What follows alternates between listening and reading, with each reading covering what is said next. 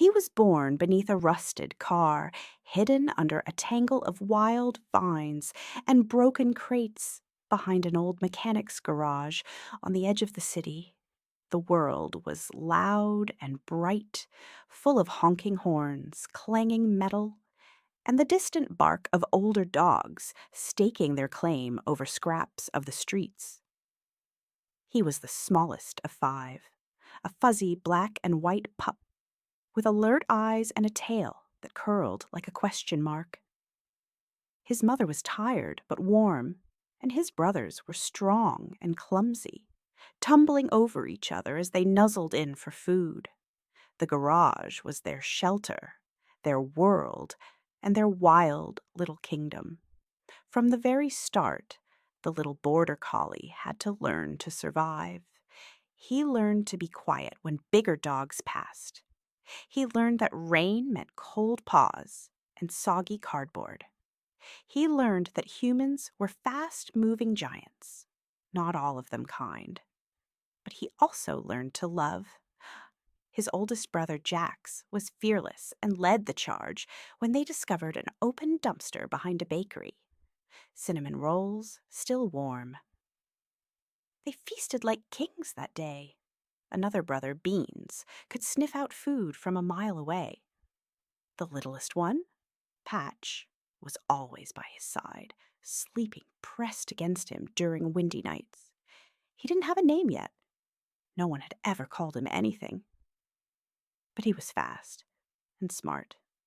And though the streets were hard, he felt alive, running through alleyways with his pack. He didn't know anything else. Until one night changed everything.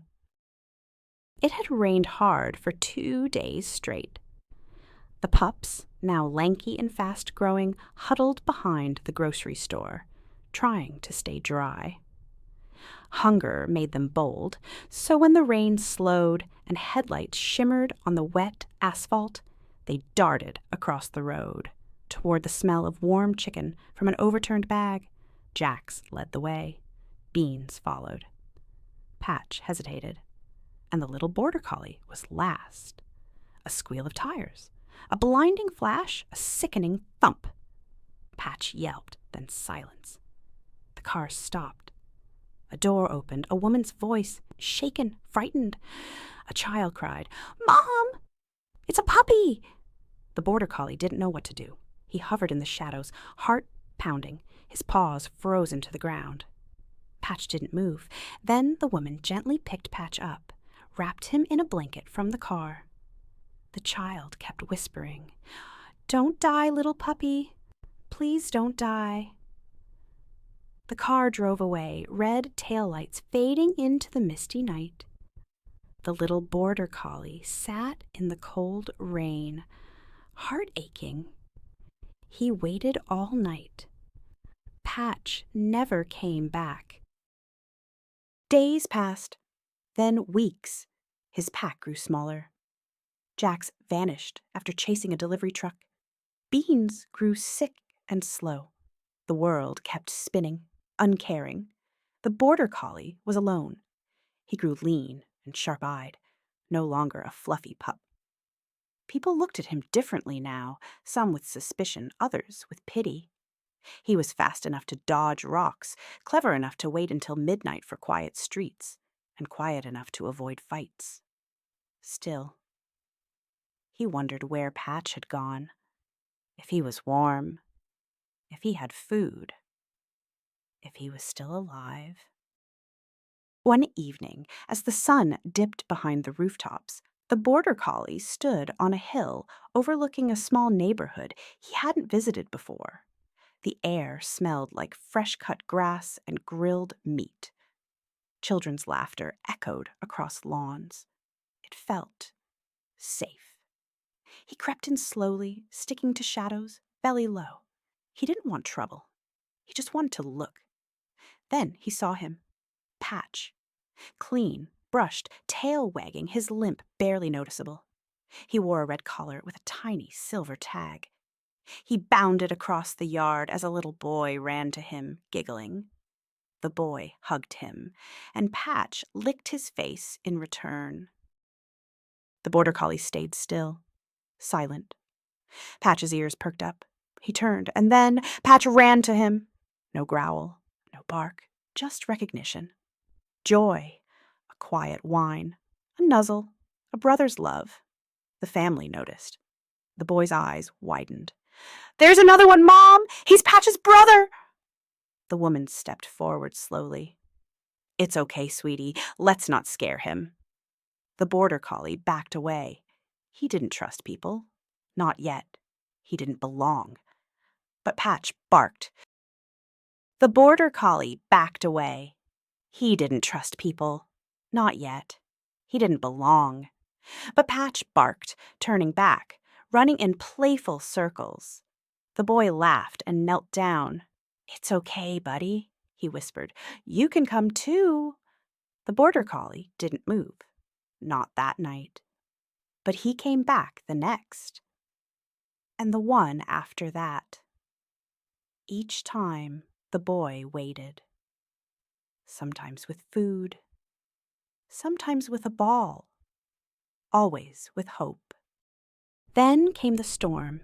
A crack of thunder split the sky, and rain poured in sheets. The wind howled like the older street dogs used to.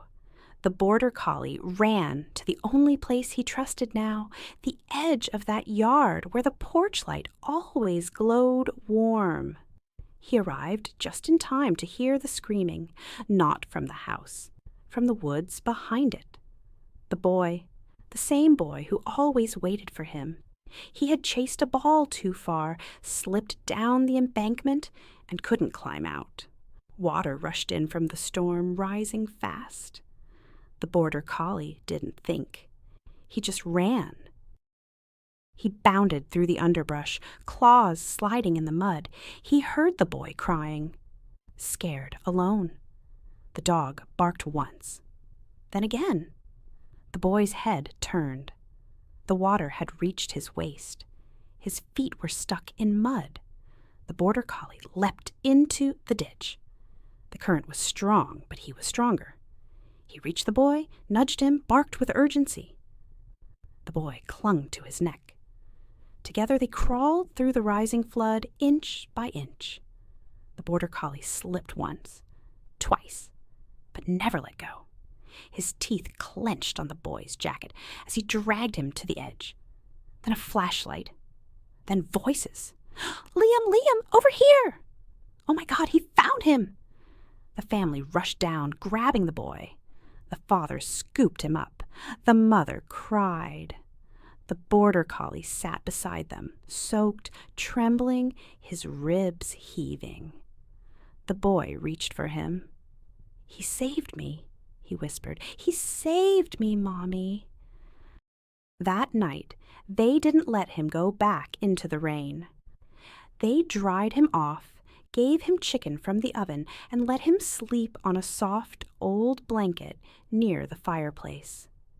Patch curled up beside him like old times, and for the first time in his life, the border collie slept without fear. The next day, the family gave him a name. "Hero," the boy said, hugging him, "because he is one." The mother smiled. "We were just going to call him Lucky, but I think Hero suits him better." Thanks for watching, friends. If you had fun today, give us a thumbs up and don't forget to hit the subscribe button for more magical adventures.